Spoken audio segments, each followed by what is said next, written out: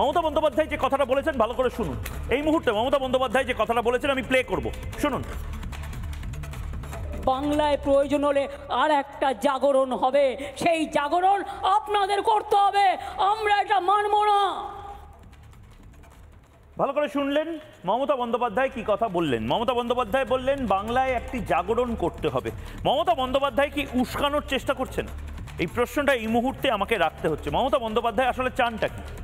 মমতা বন্দ্যোপাধ্যায় আসলে ভারত বিরোধী আন্দোলন, ভারত বিরোধী জাগরণ বা আপরাইজিং যাকে বলে, সেটার চেষ্টা করছেন কি? বাংলাতে এই মুহূর্তে যে গুজরাটি, যে উত্তরপ্রদেশী, যে দক্ষিণ ভারতীয় যারা যারা এই মুহূর্তে রয়েছেন তাদের প্রত্যেককে আসলে বহিরাগত বলে দিচ্ছেন মমতা বন্দ্যোপাধ্যায় বাংলাদেশিদের জন্য। আজ সেই বিতর্কটা বাংলার মানুষ করবে। কিন্তু তার আগে আমি মমতা বন্দ্যোপাধ্যায়কে নিয়ে কেন এত কথা বলছি? আমি বলছি না আমরা সিঁদুরে মেঘ দেখি, আমরা ঘর পোড়া গরু। আমার ভয় লাগছে মমতা বন্দ্যোপাধ্যায় যে জাগরণের কথা বলছেন সেই জাগরণ আসলে বোধহয় বাংলাদেশিদের আপন করে নেওয়ার এবং বাংলার অন্যান্য প্রদেশের যারা রয়েছেন, মানে ধরুন কেরালার মানুষ রয়েছেন, উত্তরপ্রদেশ, বিহার, তামিলনাড়ু, এই সমস্ত জায়গার মানুষদেরকে বহিরাগত তকমা দিয়ে দেওয়া। মানে মুর্শিদাবাদে হরিয়ানার কেউ কাজ করতে এলে সে যদি এখানে থেকে যেতে চায় তাহলে সে আসলে বহিরাগত, আর বাংলাদেশি রোহিঙ্গারা সেখানে আপনজন।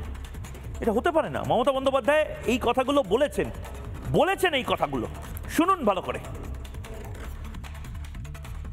একই এপিক কার্ডে কোথাও হরিয়ানা, কোথাও গুজরাট, গঙ্গারামপুর তো ঢেলে করেছে, মুর্শিদাবাদ তো ঢেলে করেছে, গঙ্গারামপুরে সব ঢুকিয়েছে গুজরাট অ্যান্ড হরিয়ানা। আহমেদাবাদ থেকে এখানে ভোট দিতে আসবে। মজাটা বুঝুন, সব জেলাতেই আছে। আমি কিছু পেয়েছি হাতে বলে তাই, প্রত্যেকটা দেখতে হবে, কিন্তু ছেড়ে দিলে চলবে না।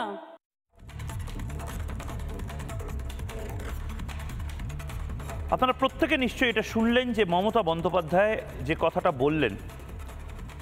আচ্ছা ভাবুন তো, আজ নয়ডাতে বা পুনেতে যে বাংলার ছেলেটি কাজ করে বা যে বাংলার মেয়েটি এই মুহূর্তে ব্যাঙ্গালোরে কাজ করে, সে যদি নিজের ভোটার আইডি কার্ডটি ব্যাঙ্গালোরের বানায়, মানে সে ধরে নিন ব্যাঙ্গালোরে ভোট দিতে চায় বা পুনেতে ভোট দিতে চায়, তাহলে কি সে বহিরাগত হয়ে যায়? নানা ধরনের কন্টেন্ট দেখার জন্য লাইক করুন, শেয়ার করুন আমাদের ফেসবুক পেজ, সাবস্ক্রাইব করুন আমাদের ইউটিউব চ্যানেল।